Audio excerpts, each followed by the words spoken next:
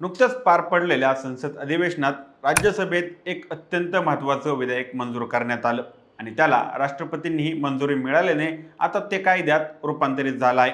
हा कायदा आहे ऑनलाईन गेमिंगवर बंदी घालणारा.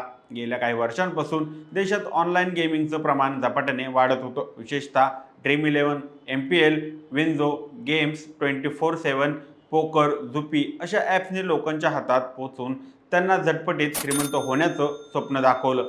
ॲप्सवर लाखो तरुण, विशेषतः मध्यमवर्गीय कुटुंबातील तरुण दररोज हजारो रुपये खर्च करत होते. काही वेळा जिंकायचा अनुभव आल्यामुळे ते या सवयीच्या विळख्यात अडकले होते आणि तेच नंतर व्यसन बनून बसलं. आज याच सगळ्या घडामोडींची माहिती घेऊया आजच्या या व्हिडिओच्या माध्यमातून. नमस्कार, मी सनी आणि तुम्ही पाहताय दैनिक राज्य लोकतंत्र. अनेक लोकांनी या गेम्समध्ये हजारो लाखो रुपये गमावले. एवढंच नाही तर काहींच्या घरातील जमापुंजी, मुलींचं लग्नासाठी सोनं, बचत योजना, अगदी जीवन विम्याचे पैसेही या गेम्समध्ये हरवले गेले आहेत. काही तरुण मानसिक तणावात गेले आणि काहींनी तर आत्महत्येसारखे टोकाचे पाऊल उचलले.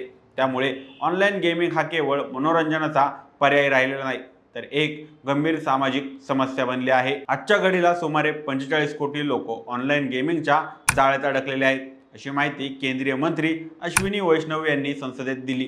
यामध्ये सुमारे 20,000 कोटी रुपयांचं नुकसान झालं आहे. ही आकडेवारी धक्कादायक आणि विचार करायला लावणारी आहे. सरकारकडे जेव्हा हे वास्तव स्पष्ट झालं तेव्हा त्यांनी तातडीने पावलं उचलण्याचं ठरवलं. परिणामी हे नवीन विधेयक तयार करण्यात आलेलं आहे. या कायद्याचा उद्देश ऑनलाईन गेमिंगवर संपूर्ण निर्बंध घालणं असाच आहे.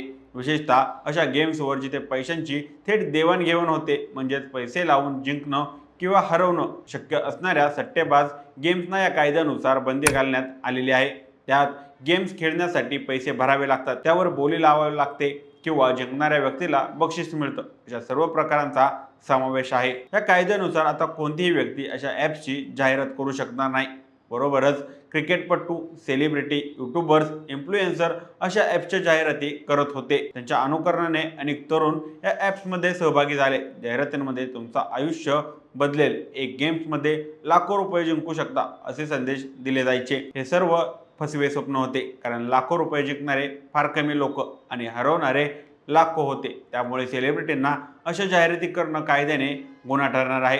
तसेच या कायद्यानुसार बँका, UPI सेवा आणि पेमेंट गेटवे यांनाही अशी ॲप्सची आर्थिक व्यवहार करण्यास बंदी घातलेली आहे. म्हणजेच यापुढे कोणीही या गेमसाठी पैसे भरू शकणार नाही आणि त्यामुळे त्यांच्या खेळण्यावरच अडथळा येणार आहे. काही कंपन्यांनी या कायद्याच्या विरोधात न्यायालयात जाण्याचा निर्णय घेतला आहे, पण सरकारचा स्पष्ट संदेश आहे की जनहितासाठी अशी सट्टेबाजी ॲप्सवर बंदी आवश्यक आहे. या सगळ्या प्रकाराचा विचार केला तर लक्षात येतं की आज समाजात झपाट्याने बदल होत आहे. एकेकाळी दारू आणि जुगार यांना व्यसन म्हणून ओळखलं जायचं आणि त्यातून पोरं बिघडतात असं म्हटलं जायचं. आज हेच व्यसन ऑनलाईन गेमिंगच्या स्वरूपात आपल्या मोबाईलमध्ये शिरलं आहे. जिथे फक्त बटन दाबून लाखो रुपये हरवले जातात, तिथे फक्त 2 बटन दाबून लाखो रुपये हरवले जातात. एक वेळ अशी आली होती की याला मनोरंजन म्हणत लोकांनी त्याची गंभीरता ओळखलीच नाही. पण जेव्हा यामुळे कुटुंब उद्ध्वस्त होऊ लागली, घरातले सुरक्षित तरुण आत्महत्येसारखे निर्णय घेऊ लागले, तेव्हा हे लक्षात आलं की ही केवळ खेळाची बाब राहिलेली नाही. या समस्येच्या मुळाशी जर आपण पाहिलं तर झटपट पैसे कमवण्याची हव्यास हे त्याचं मूळ कारण आहे. आजकालच्या तरुणांमध्ये आणि समाजात अशी मानसिकता तयार झाली आहे की जास्त मेहनत न करता पटकन श्रीमंत व्हायचं. सोशल मीडियावर दाखवली जाणारी चमकदमक, महागड्या गाड्या, मोठे मोठे मोबाईल, फॅशनेबल कपडे हे सगळं मिळवायचं, पण मेहनत न करता. अशा वेळी जेव्हा कोणतीतरी सांगतो की फक्त एक गेम खेळा आणि लाखो रुपये कमवा, जेव्हा त्यांना वाटतं ही संधी सोडायची नाही, पण हे सगळं एक मोठी फसवणुकीचा सापळा असतो, ज्यामध्ये फक्त हरलेलं दिसतं. भारतीय संत परंपरेने नेहमीच सांगितलं आहे की पैसा हा साधन आहे, साध्य नव्हे. संत तुकाराम महाराज म्हणतात, जोडून या धन उत्तम व्यवहारे, म्हणजे संयमाने कमवलेला पैसा नीट वापरणं हेच खरं जीवनशैलीचं उद्दिष्ट असावं. पण आज ही शिकवण विसरली गेली आहे.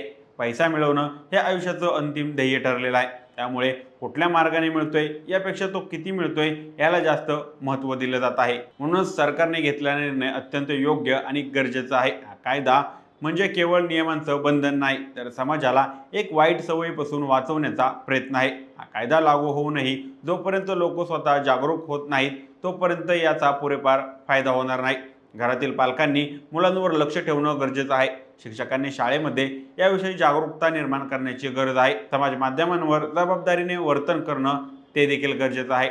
ऑनलाईन गेमिंगमुळे हा खेळ नसून एक सट्टेबाजीचा प्रकार झाला आहे. त्यात पैसा आहे, मोह आहे, पण हरवलेलं सगळं परत मिळेल याची शाश्वती नाही.